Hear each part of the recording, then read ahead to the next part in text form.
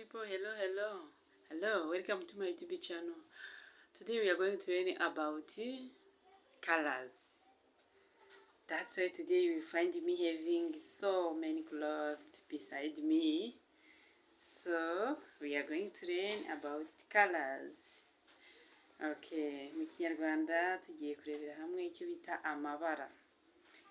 Amabara ariko tureba yayandi amwe nyine akenshi aba ari ingenzi, amwe agaragara bien. Okay, amwe wagira ngo rwose nta kiba kiyavanzemo. Okay, let's get started. Tugiye gutangira, ndahera kuri umutuku. Umutuku ni iri bara. This is red color. Red color. This is red. This is red. This necklace is red. Okay. Second color we are going to learn is white. This is a white dress. This is a white dress. Twaza tureba iki ngiki kari ikanzu, kari ibara ry'umweru. Nibwo twavuze kari ikanzu y'umweru. Iyi ni ikanzu y'umweru.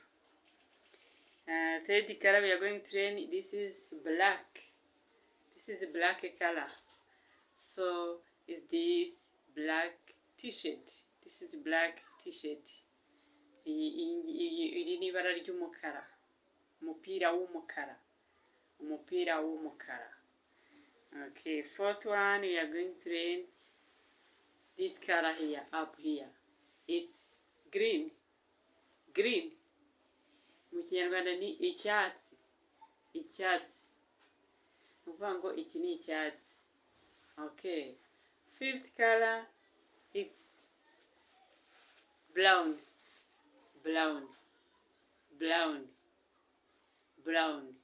Uvuga ngo ni ibara ry'ikigina.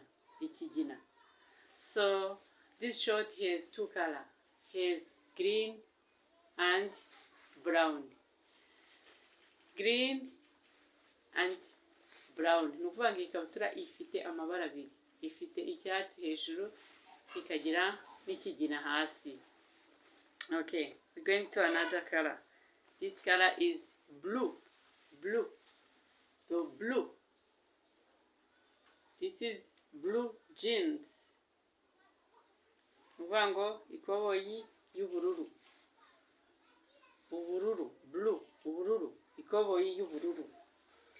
We are going to another color. This is yellow. This is yellow dress. Uvuga ngo uyu ni umuhondo. Ikanzu y'umuhondo. Thank you guys. I hope you learned something. Two languages, colors in Kinyarwanda and colors in English. We love you. We hope to get to learn to know some words of English and Kinyarwanda. Thank you guys. We love you so much.